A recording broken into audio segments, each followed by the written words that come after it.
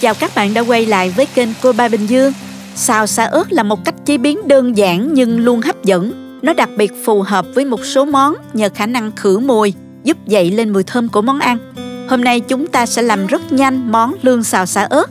Món ăn ít tốn thời gian nhưng bổ dưỡng để thêm vào thực đơn hàng ngày cho gia đình nha.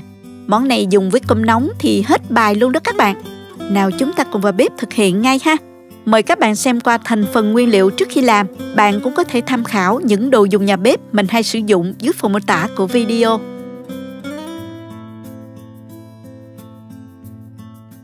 Đầu tiên mình băm hành tím, củ này khoảng 10g.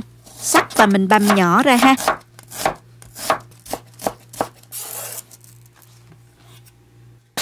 Tỏi thì mình dùng khoảng 15g, đập dập và băm nhỏ ra luôn.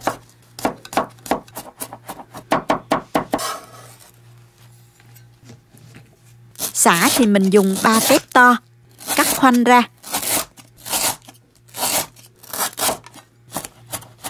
1/3 mình chừa lại để cho vô sau, còn 2/3 thì mình băm nhuyễn để phi thơm.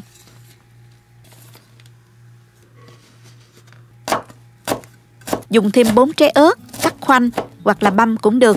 Món này phải có ớt mới ngon nha các bạn. Lương này thì mình mua đã được làm sẵn như thế này. Mình lấy thật sạch cái phần máu nó còn sót lại ở xương sống lương đó.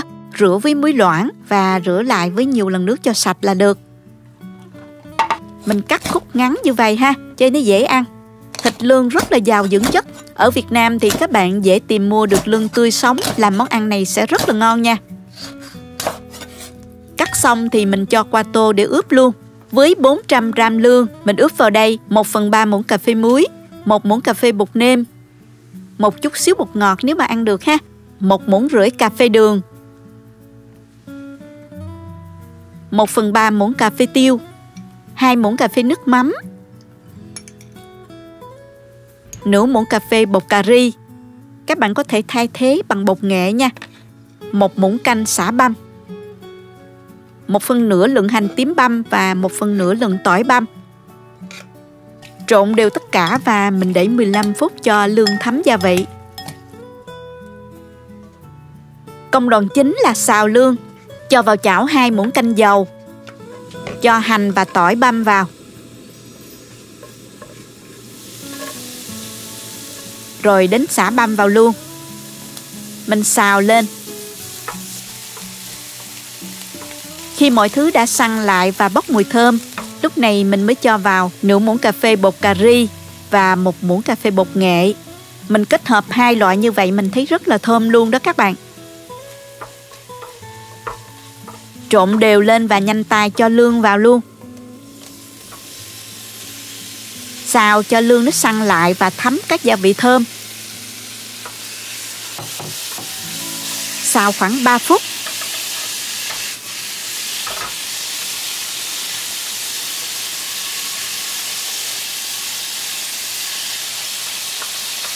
Sau đó các bạn cho vào nửa chén nước.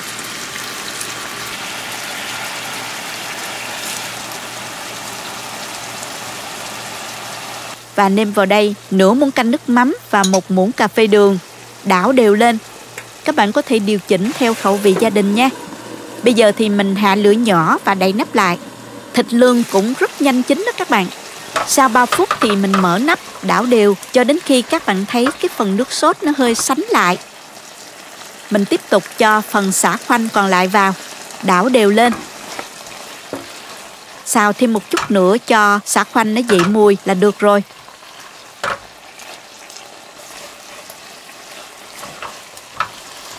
Mình tắt bếp luôn, rất nhanh gọn. Chỉ một chút thời gian mình đã có món lương xào sả ớt ngon lành rồi.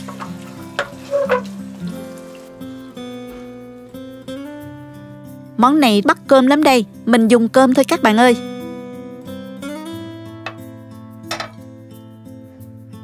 Thịt lương mềm, ngọt, thấm gia vị vừa vặn. Mùi thơm của sả đặc trưng, cay nhẹ của ớt nữa rất là bắt cơm. Không chỉ ăn thịt lương, mình ăn cái phần sả non cũng giòn thơm lắm các bạn. Chúc các bạn làm món lương xào sả ớt thật là ngon nha. Nếu thích cách mình chia sẻ, bấm like cho mình nha.